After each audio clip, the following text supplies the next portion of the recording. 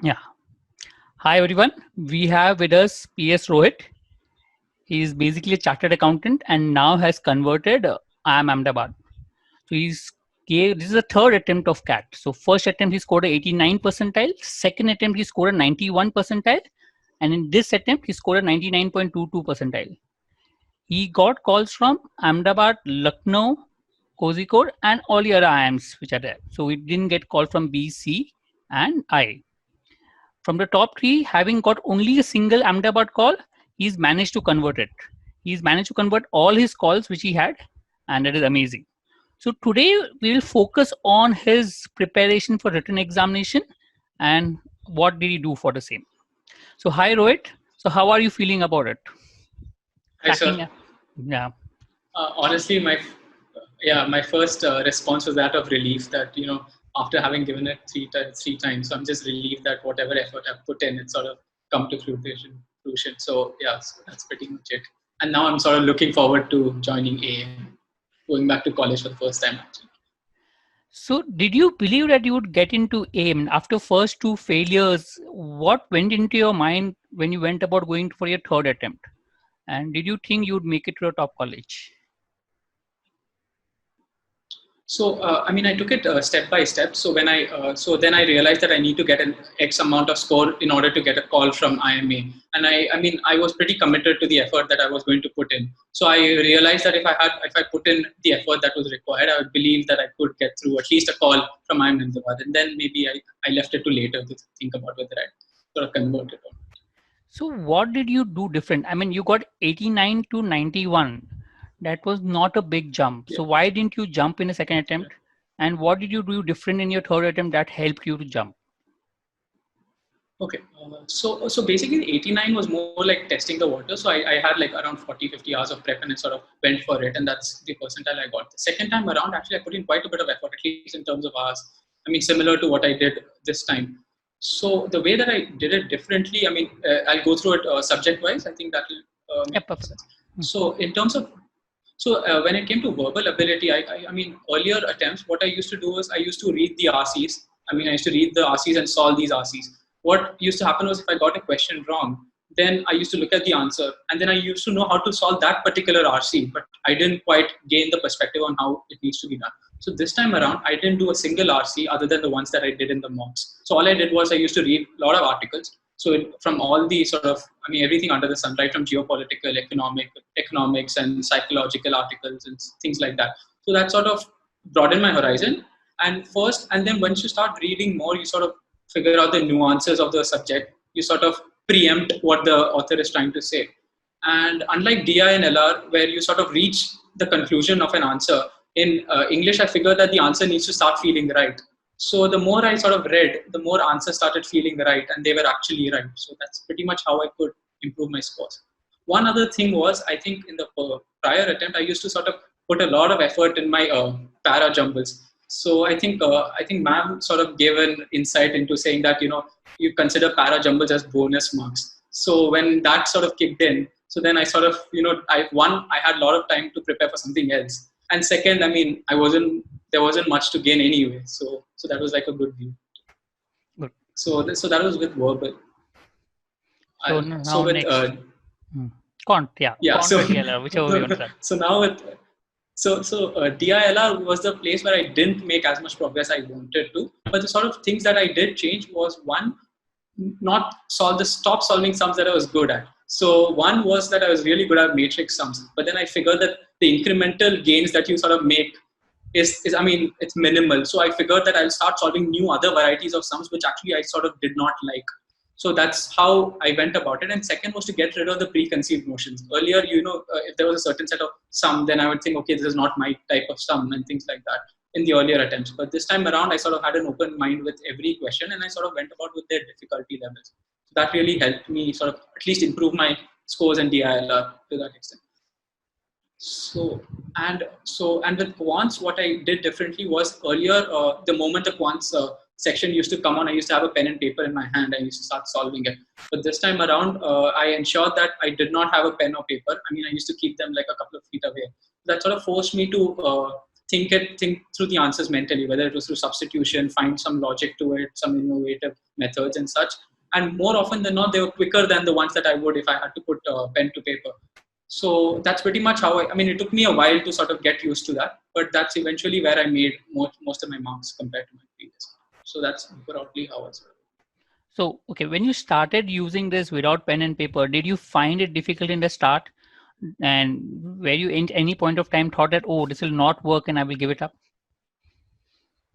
No. So one, I so the sort of thought process I had in my head was that I need to get it to work. So that's how I sort of started about it.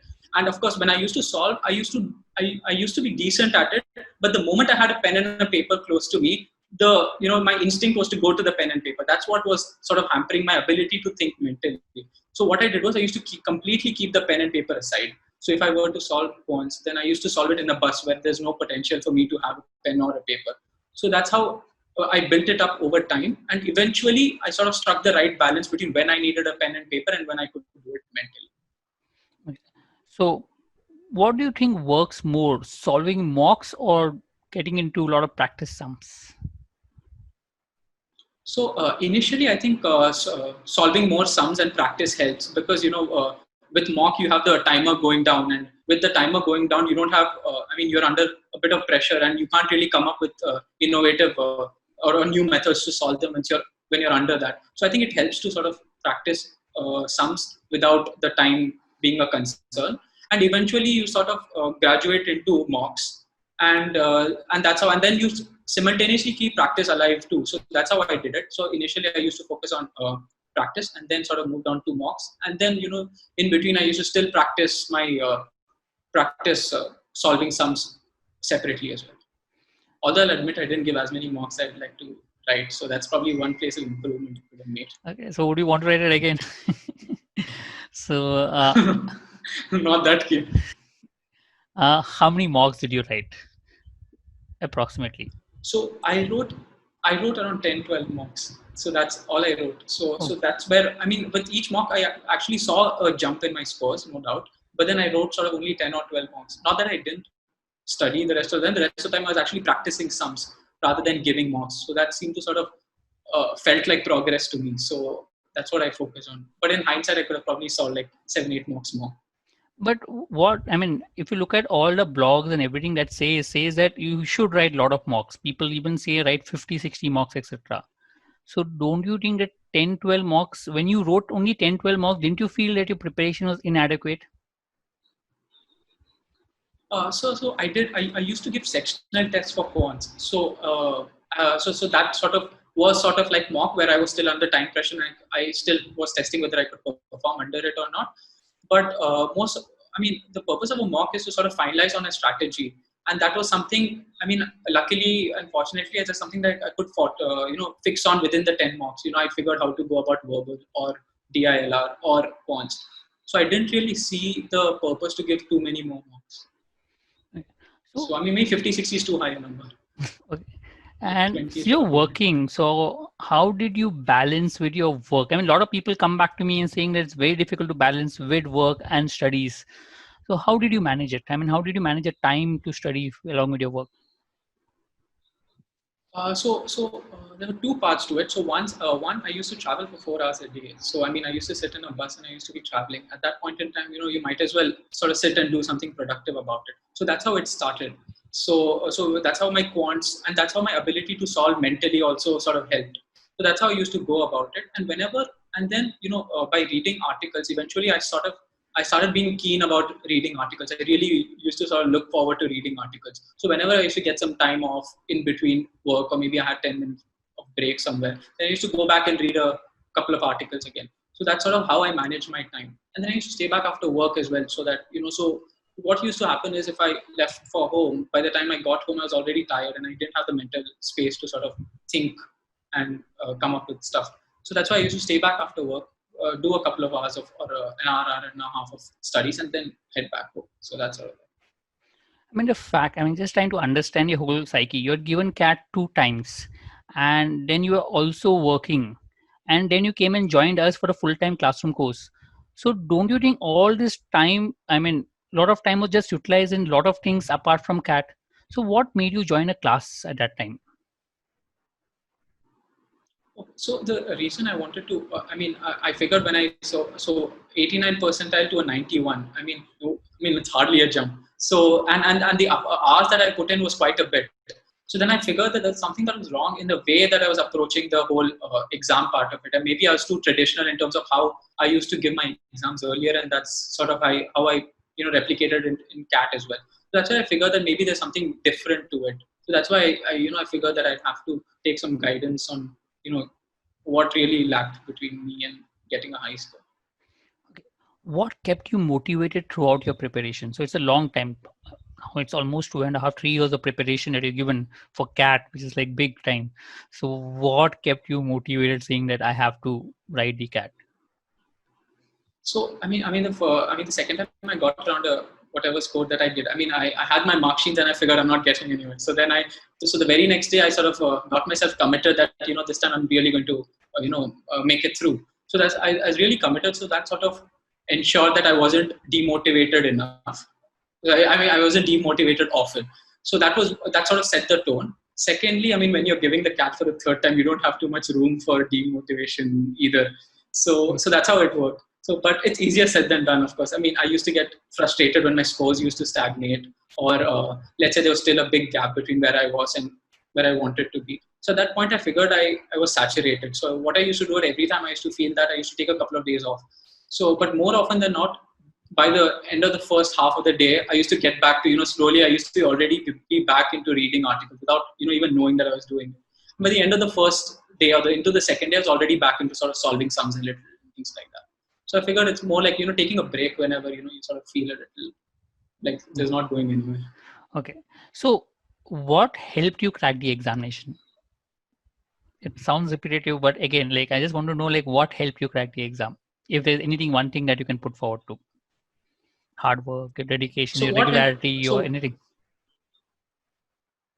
So it's a couple of things that really made me. So one was my ability to sort of adapt from how I used to learn earlier compared to how I approach CAT. So I think adapting to the new, adapting to how you need to sort of give CAT was one of the things that sort of made me this thing get through it properly. The second thing was to sort of schedule it properly. I think because especially if you're working, you're sort of you don't have too much time, so it ensures that you know where your schedule's at, and so you sort of tick boxes saying that okay, this is what needs to be done, this is what needs to be done. So I think schedule and sort of adapting to the new methods is what sort of helped me. Since you said schedule, how many hours did you prepare per day when you're working? So what I used to do is probably an hour and a half in the morning. So I used to prepare while going to work. Maybe I could probably get like half an hour at work, maybe to prepare, and that mostly reading articles or something of that sort. Or maybe solve a couple of sums. In the evening, again, maybe an hour and a half. So maybe put together sort of 4 hours. On weekends also, I used to sort of study only for 4 or 5 hours before I used to get saturated really. Okay. So maybe like 4.5 hours a day. Okay. 4.5 is good. Okay. What happened on the D day? So when you went in the CAT examination, so what was it? What was the strategy you applied and how it panned out? So I stopped studying a couple of days before CAT because I figured I'd want to peak on the day rather than sort of a little earlier. So I didn't. So and then one more thing, I sort of consciously, since I was in the I was in the evening slot, I ensure that I do not open my WhatsApp because inevitably an IIM a CAT group would be on the top, and they sort of tell me saying that this is how the first slot went, and that sort of puts a preconceived notion into your head saying, okay, this is probably how my second paper would be. So I ensure that I didn't look at it.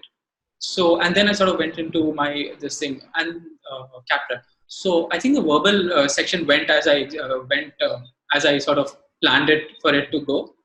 In the final couple of minutes of verbal, I sort of took a couple of minutes of breather off because I figured, endurance where I sort of lagged a little, and I figured that it's going to be a pretty, 2 more hours to go. So I figured I took a couple of minutes off.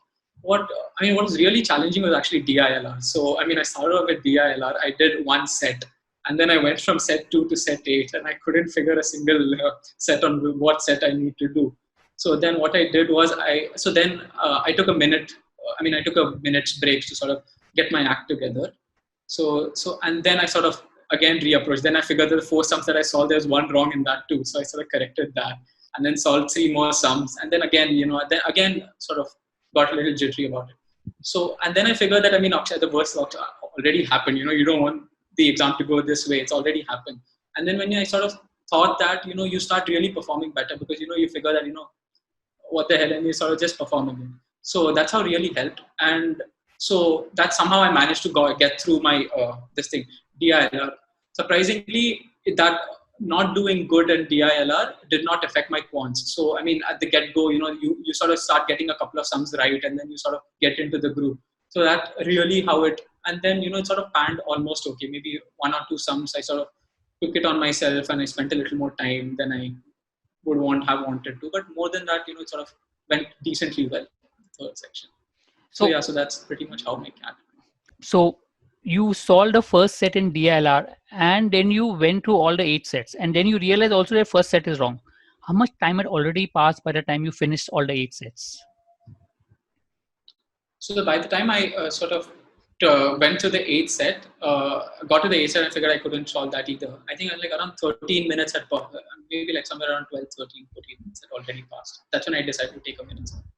Okay, fine. And so you were not really happy with your DILR section in the end, is it? Okay. I wasn't. So then, when the scores came out, I think like the week later when the scores came out, I figured, in the moment of it, I sort of missed out 12 marks because of some really silly error. So basically, due to my untidiness, I sort of missed out 12 marks. So you would have got much more marks than your 99.22 in that case. It's all ifs and buts, I guess. Maybe I would have lost somewhere else. So. Okay, fine. So any tips for those people who are preparing for the CAT examination? So one that was really important and that I had to work on is saying that to get rid of any preconceived notions, saying, okay, since I'm from this background, this is probably not my strong suit, or let's say I'm this background, so there's something I really know.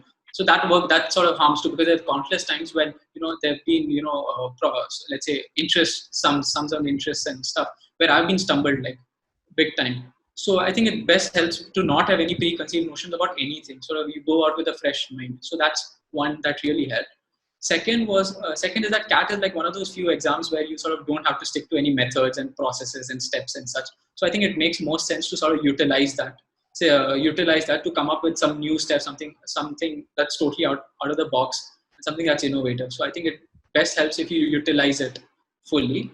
And third is to understand that, it's a process. Unless you're, extremely fortunate, it's going to take a while until to get where you really want to get. And everybody sort of stumbles and goes up and down. So I think to understand that it'll take a while for the results to come. So those are basically some 3 steps, 3 tips or takeaways from my exams.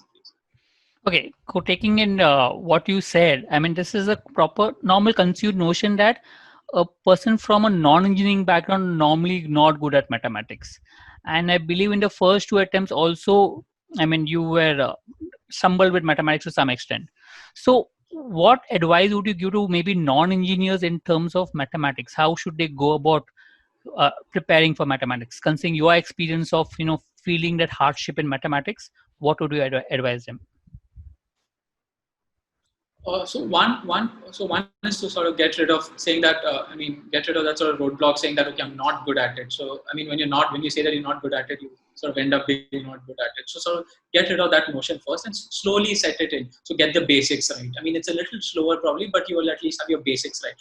So once you get your basics right, you go on to the next step and sort of start solving it maybe with pen and paper, saying if it makes sense, and then sort of translate into solving it without pen and paper. So it's a gradual process is probably what helps if you're a non-engineer, I guess. So okay. I think that's good. Yeah. Thanks, Rohit. Thanks for spending your time. All the best for your Ahmedabad, and I'm sure you're doing great. Yes, and thanks for giving the time. Thank you, sir.